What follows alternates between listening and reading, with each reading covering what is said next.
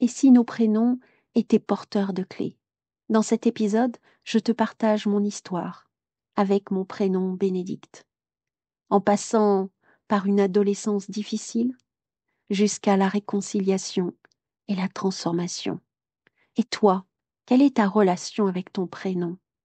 Connais-tu sa vibration, ses clés cachées? Écoute bien jusqu'au bout, tu serais bien surprise. Bonjour, bienvenue belle femme dans Miroir de femme, le podcast qui t'invite à des voyages intérieurs. Ici, je partage des récits, des expériences, des clés de réflexion pour t'aider à cultiver la joie d'être toi-même. Alors écoute, ressens, laisse chaque épisode devenir un miroir pour éclairer ton chemin. Miroir de femme, parce que te reconnecter à ton essence, c'est un bel acte d'amour pour toi-même. Mon prénom a toujours été une grande question pour moi. Ça a été toute une histoire que de l'accepter. Et c'est ainsi, en l'acceptant, que j'ai évolué aussi sur l'amour que je me porte. Car apprendre à aimer mon prénom m'a permis aussi d'apprendre à m'aimer. Bénédicte. Un magnifique prénom, m'a-t-on dit à multiples reprises. Ma mère me disait que c'était un très beau prénom, et je voyais bien qu'elle l'aimait. Je ne comprenais pas. D'ailleurs, elle n'aimait pas qu'on le diminue. Pourtant, une seule fois, elle m'a dit « Béné ». Au détour d'une conversation, là je l'ai regardée interloquée et je lui ai dit « Tiens, tu m'appelles Béné maintenant ?» Elle m'a répondu « Ah oui, tiens, je me suis oubliée ». Je réalise que c'était peut-être déjà le signe avant-coureur qui annonçait son départ du fait d'Alzheimer. Mais cela est une autre histoire. Alors, pour Béné, pour les intimes, voilà comment m'ont appelé beaucoup de personnes au cours de ma première vie, où je l'avoue, je n'étais pas vraiment entière, tout comme ce diminutif. Dans cette première vie, je me suis oubliée, et je dirais même abandonnée. Ce diminutif, pour moi, a une connotation qui n'est pas très sympathique, même si certaines personnes y mettent derrière de l'amitié. Un beau diminutif, va bene en italien. Mais pour moi, c'est une autre histoire. Déjà, à l'adolescence, j'ai été chahutée. Oui, chahutée, avec ce diminutif. Surtout pendant les périodes collège, les années collège. Une période dure à vivre dans cette jungle qui était le collège. Et encore, même la jungle est peut-être beaucoup plus clémente. Il y a eu les jugements, les railleries, la solitude, la discrimination, de la timidité, l'appareil dentaire, les insultes, l'échec scolaire, l'impopularité. Oui, tout un champ lexical qui ne vend pas du rêve, n'est-ce pas? Ce fut une période dure. Et mon prénom est devenu mon ennemi, celui qui me faisait du mal. Car on m'envoyait cette fameuse expression « va bene », va bene. Je me suis entendu dire maintes fois, et puis j'entendais dire autour de moi, ça voulait dire en gros « va te faire voir », et encore, je suis polie. On m'avait même apostrophé plusieurs fois avec des « alors, bébène à ordure ». Oui, mon nom était assimilé à un réceptacle à déchets. Difficile d'aimer un prénom dans ces conditions, n'est-ce pas? Je réalise que cela a dû peiner ma mère quand je lui racontais mes déboires. Mon père essayait de me soutenir avec des conseils dont je ne savais que faire. Dis-leur que la bave du crapaud n'atteint pas la blanche colombe. Ils faisaient de leur mieux, mais je me sentais bien démunie à l'époque, dans ce milieu scolaire qui pour moi était un véritable panier de crabes,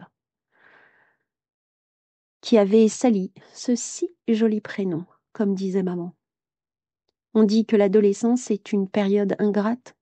Oui, en effet, j'en ai fait les frais. Concernant le désamour pour mon prénom, il a cependant commencé bien avant le collège. Oui, toujours en lien avec ma scolarité, mais cette fois-ci en primaire. La petite fille que j'étais avait fait un amalgame entre Bénédicte et dictée. Et oui, cela dit, j'avais été bien aidée. Alors les dictées, c'était mon cauchemar. Pour moi, l'élève dyslexique. Oui, j'étais étiquetée dyslexique. Ah, ces fameuses dictées, avec ce gros zéro rouge en haut, côté droit, à l'angle droit, qui arrivait systématiquement avec un nombre de fautes que je regardais. Ouais, je ne regardais même plus zéro, mais je regardais le nombre de fautes. 24, 30, 26, enfin voilà, le topo. Alors pour m'aider, pour me soutenir, pour tenter vainement de me faire quitter le fameux zéro de la honte, alors pendant les vacances, j'avais droit à la dictée quotidienne. Et oui, mais rien n'y changeait. Malgré l'acharnement, je me dis que c'était, oui, de l'acharnement à vouloir me faire des dictées encore et encore. Mais je pense que mes parents, tout comme les instituteurs, pensaient que c'était la meilleure solution pour améliorer mon orthographe.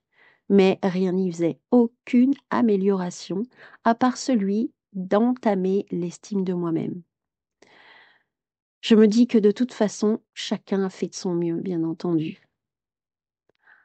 Et même si maintenant je relativise, il y a toujours cette phrase qui résonne en moi. Allez, Bénédicte, dictez! Et moi, j'entendais Bénédicter.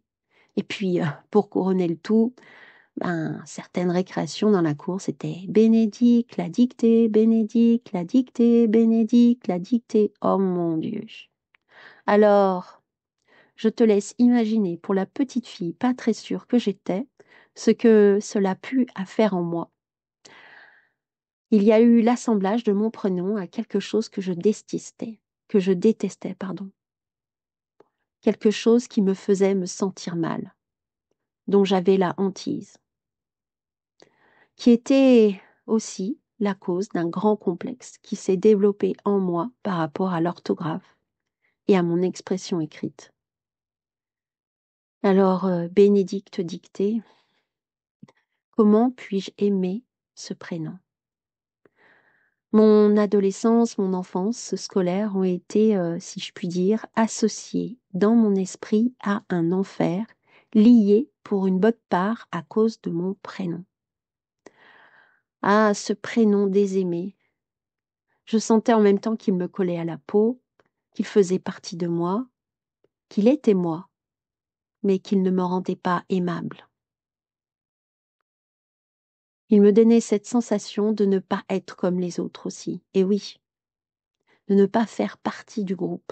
Et oui, parce que aussi à l'époque, il y avait beaucoup de Christine, de Nathalie, de Valérie. Et puis il y avait moi, Bénédicte. J'en connaissais pas d'autres. Alors ça amplifiait cette sensation déjà d'être à côté de la plaque, cette sensation d'être pas comme les autres. Et donc mon prénom étant si différent des autres, un peu complexe à prononcer en plus, je l'ai assimilé à une sorte de rejet. J'avoue, j'ai détesté mon prénom pendant de nombreuses années. Il était pour moi le grand responsable de cette sensation de ne pas être comme les autres, de me sentir diminuée, d'avoir été insultée aussi. Alors, on va pas se mentir, avec cette expérience de l'enfance et de l'adolescence, retrouver de l'estime pour ce prénom, Bénédicte, m'a demandé du temps et de la maturité.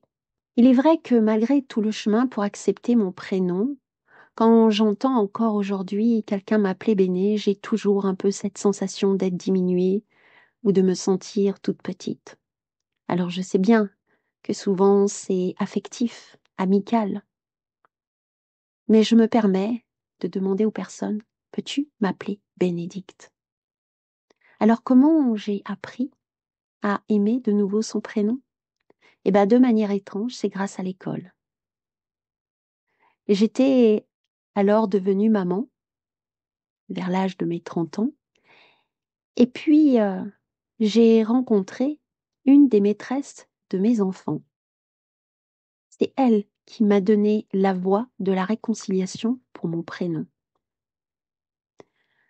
Cette maîtresse, elle s'appelle Annick. C'est une femme de cœur. Et à l'époque, elle organisait des rencontres le soir qui faisaient office d'école pour les parents.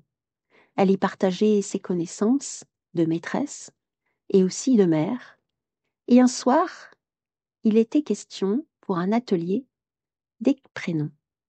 Et là, elle nous a dit avec beaucoup de bienveillance, arrêtez de donner des diminutifs à vos enfants, car c'est comme si vous les diminuiez.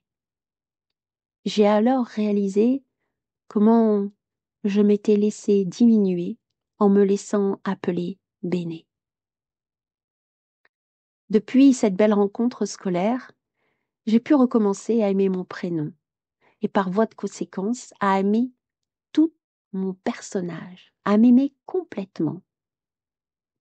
Et alors, en préparant cet épisode, j'ai réalisé que le milieu scolaire, bien qu'il m'ait diminué, c'est aussi lui qui m'a redonné les lettres de noblesse à mon prénom grâce à Annick. Je la remercie beaucoup. Depuis, j'ai compris qu'en améliorant ma relation à mon prénom, j'améliorais aussi la relation à moi-même. Pourquoi vous relater mon histoire ? Parce que si je contribue, je participe pour inspirer d'autres. Peut-être toi, qui es là à écouter, qui a besoin de faire la paix avec ton prénom, ou peut-être quelqu'un à tes côtés, qui aurait peut-être besoin de se réconcilier avec son prénom. En acceptant de partager, c'est d'une certaine manière une façon d'adopter une posture de leader, et aussi de rendre justice à ce beau prénom. Alors inspirer, assumer ma posture de leader, développer un sentiment de justice, voici quelques forces qui émanent de la fréquence du beau prénom Bénédicte. Je sais aujourd'hui qu'il est capital de se poser en conscience avec son prénom, car en l'accueillant et en l'acceptant, en l'aimant de manière véritable, nous bénéficions de tous ces trésors. Il permet de donner aussi davantage sens à sa vie, pour prendre des directions qui nous sont le plus favorables. J'aime à dire que Bénédicte est mon essence, mon parfum, mon mantra. Il est mon plus beau compagnon, comme je suis sa plus belle compagne. Il est une jolie note dans la fréquence de mon dossier akashique. Et toi, quelle est ta relation avec ton prénom ? Quelle est ton histoire avec lui ? Connais-tu sa symbolique et sa vibration ? Si tu veux avoir de la clarté sur ce qui se joue avec ton prénom, la lecture akashique peut t'y aider. Dans ce domaine, je peux t'accompagner, notamment pour écrire un nouveau chapitre de ta vie en reliance d'amour avec ton prénom. Pour tout renseignement, je t'invite à me contacter par mail ou à prendre un rendez-vous clarté avec le lien Calendly qui se trouve dans le descriptif de cet épisode. Alors, cet épisode t'a plu ? Je t'invite à liker, à mettre un cœur ou une étoile. Partage aussi autour de toi. Ainsi, tu peux contribuer à sa visibilité. Et cet épisode pourrait peut-être arriver à une personne qui a des difficultés avec son prénom. Alors merci pour ta contribution. Et si tu veux que les prochains épisodes viennent à toi, alors abonne-toi. Je te souhaite une belle semaine et te donne rendez-vous à la semaine prochaine pour un nouvel épisode de mon podcast Miroir de femme.